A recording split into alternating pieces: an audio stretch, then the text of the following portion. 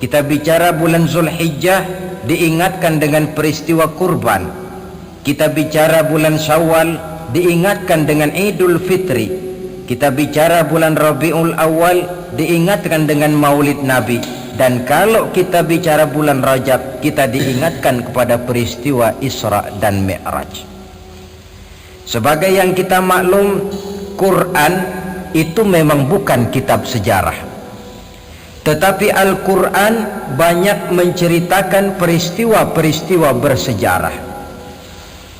Dan kalau kita perhatikan gaya bahasa yang digunakan oleh Al-Quran di dalam menceritakan peristiwa-peristiwa bersejarah itu berbeda satu dengan lainnya.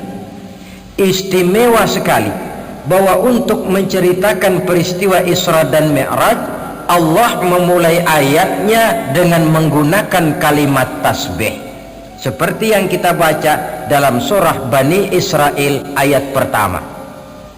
Subhanallazi asra bi'abdihi laylan minal masjidil harami ilal masjidil aqsa. Maha suci Allah yang telah menjalankan hambanya pada suatu malam dari Masjidil Haram di Makkah ke Masjidil Aqsa di Palestina. Mari kita coba dekati ayat ini per kalimat untuk memudahkan pengertian kita di dalam memahami peristiwa Isra dan Mi'raj ini. Ayat ini dimulai dengan kalimat subhanallazi. Dalam ilmu balaghah, kalimat semacam ini disebut dengan kalimat ijaz, yaitu kalimat yang redaksinya ringkas namun isinya padat. Di situ ada kata yang tersirat, yakni lafzul jalalah, sehingga asli kalimatnya subhanallahillazi, maha suci Allah, dan ini disebut dengan kalimat tasbih. Banyak peristiwa-peristiwa bersejarah yang diceritakan dalam Al-Quran, tetapi jarang yang diawali dengan kalimat tasbih. Al-Quran menceritakan bagaimana Allah menciptakan Nabi Adam, tidak dimulai dengan kalimat tasbih. Al-Quran menceritakan bagaimana Fir'aun dan bala tentaranya ditenggelamkan di Lautan Merah. Itu kejadian hebat, tidak dimulai dengan kalimat tasbih. Pun Al-Quran menceritakan bagaimana umatnya Nabi Saleh, umatnya Nabi Hud dan lain sebagainya yang ditelan gempa bumi, ditiup angin topan, seluruhnya diceritakan dalam Al-Quran, tetapi tidak satu pun yang dimulai dengan kalimat tasbih. Istimewa untuk menceritakan Isra dan Mi'raj ini, Allah memulai ayatnya dengan kalimat tasbih. Subhanallazi, maha suci Allah, maha suci dari segala kelemahan, maha suci dari segala kekurangan, maha suci dari segala ketidakmampuan. Allah mempertaruhkan kesuciannya untuk menjamin kebenaran peristiwa Isra dan Mi'raj. Dan sebagai pertanda, Isra dan Mi'raj bukan sekedar peristiwa biasa, tetapi Isra dan Mi'raj adalah peristiwa yang amat sangat luar biasa, sampai Allah memulai ayatnya dengan menggunakan kalimat tasbih. Apa hikmah yang bisa kita ambil dari kalimat tasbih ini? Saudara, kita tahu di dalam agama kita ini kan ibadah macam-macam. Ada ibadah yang berat dan modalnya juga besar. Membangun masjid berat dan perlu biaya besar. Melaksanakan ibadah haji berat dan perlu biaya besar menurut umumnya ukuran ekonomi bangsa kita. Ini jenis ibadah yang berat dan perlu modal besar. Lalu ada pula ibadah itu yang berat tapi modalnya ringan, seperti puasa. Puasa itu kan berat, puasa itu bukan menahan lapar dan hausnya yang berat, tetapi esensi puasa itu sendiri, yakni kemampuan mengendalikan nafsu. Kita ini kan kalau sedang puasa, lapar sih tahan, tapi marah kadang-kadang nggak tahan. Haus tahan, tapi ngomongin orang kadang-kadang nggak tahan. padahal di situ esensi puasa, kemampuan mengendalikan nafsu. Dia ibadah yang berat tapi modalnya ringan. Modal paling penting niat. Sahur itu kan hukumnya sunnah muakkadah, yang wajib itu niatnya. Ini jenis ibadah yang berat tapi modalnya ringan. Lalu ada pula ibadah itu yang ringan, modalnya pun ringan. Agama menyebutnya dengan kalimatut thayyibah, ucapan-ucapan yang baik yang banyak diajarkan oleh agama kita. Bertemu teman, assalamualaikum, ibadah. Memulai pekerjaan, bismillahirrahmanirrahim, ibadah. Melihat sesuatu yang hebat, masya Allah. Melihat sesuatu yang luar biasa, subhanallah. Terkejut, astagfirullah. Mendapat nikmat, alhamdulillah. Terkena musibah, inna lillah wa inna ilaihi raji'un. Ibadah dengan modal yang ringan berupa mengucapkan kata-kata yang baik yang banyak diajarkan oleh agama kita. Ini kan ringan. Orang tidak perlu syarat toharoh, orang tidak punya wudhu itu istighfar boleh, tidak punya wudhu itu baca sholawat boleh. Membiasakan ucapan-ucapan yang baik di dalam kehidupan.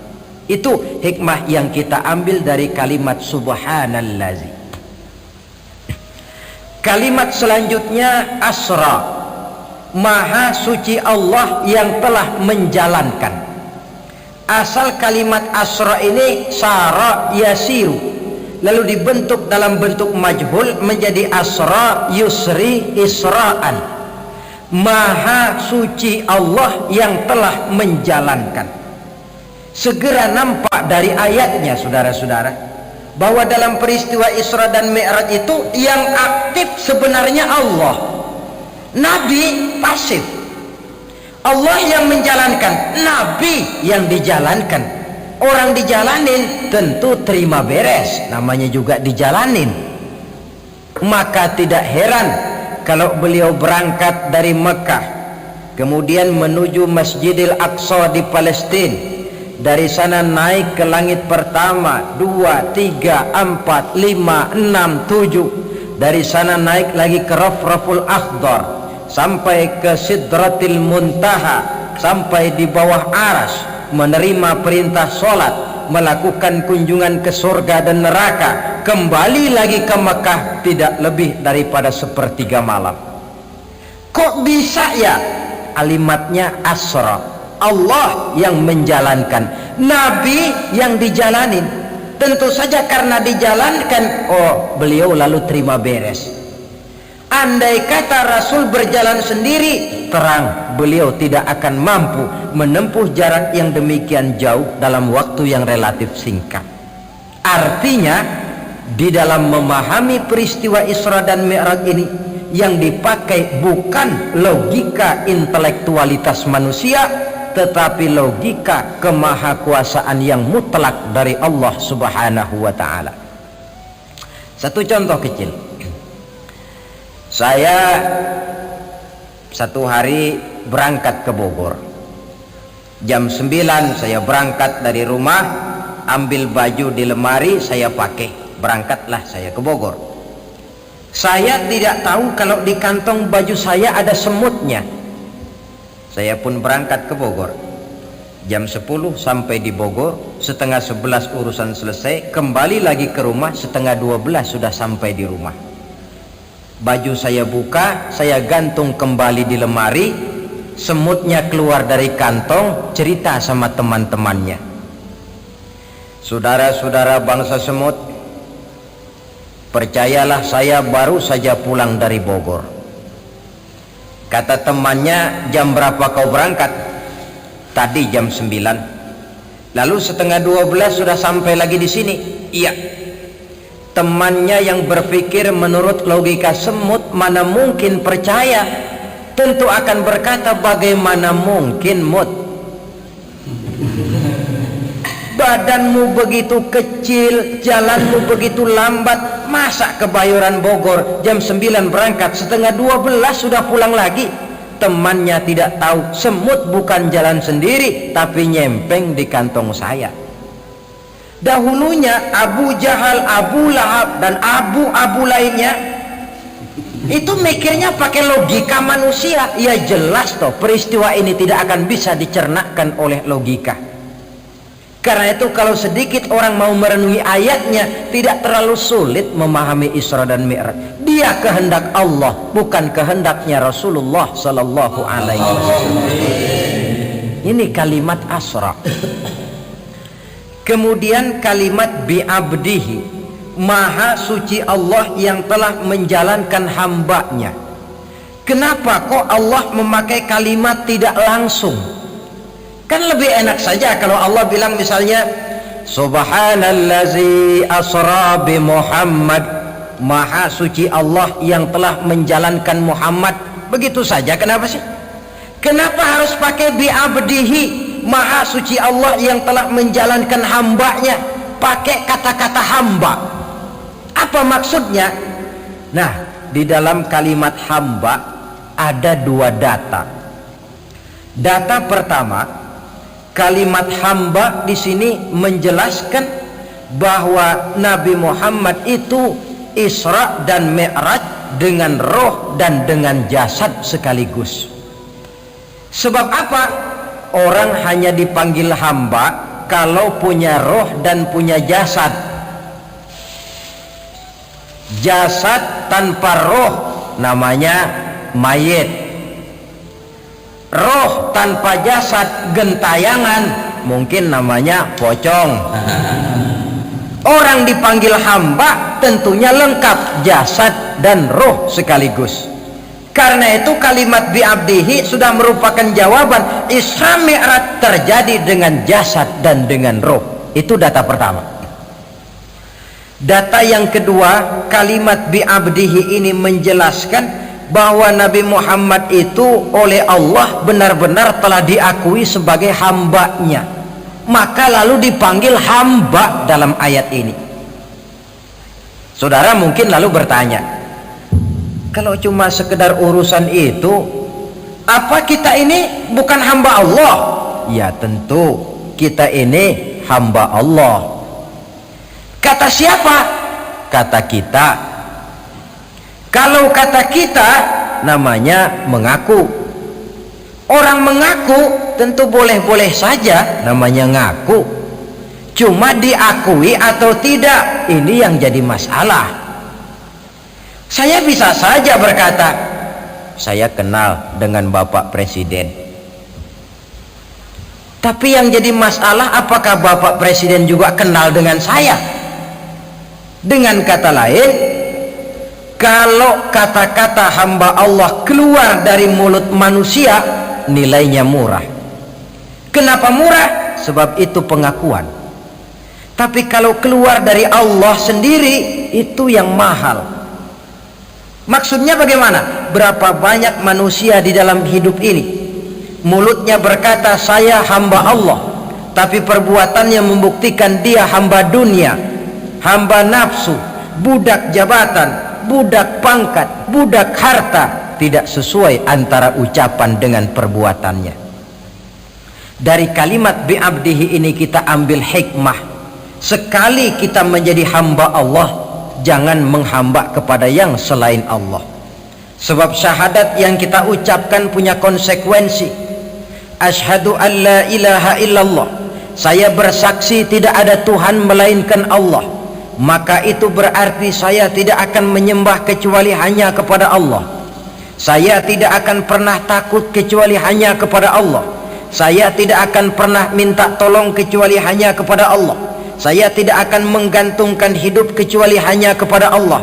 Saya tidak akan pernah takut kecuali hanya kepada Allah. Konsekuensi yang logis daripada ucapan kalimat syahadat itu.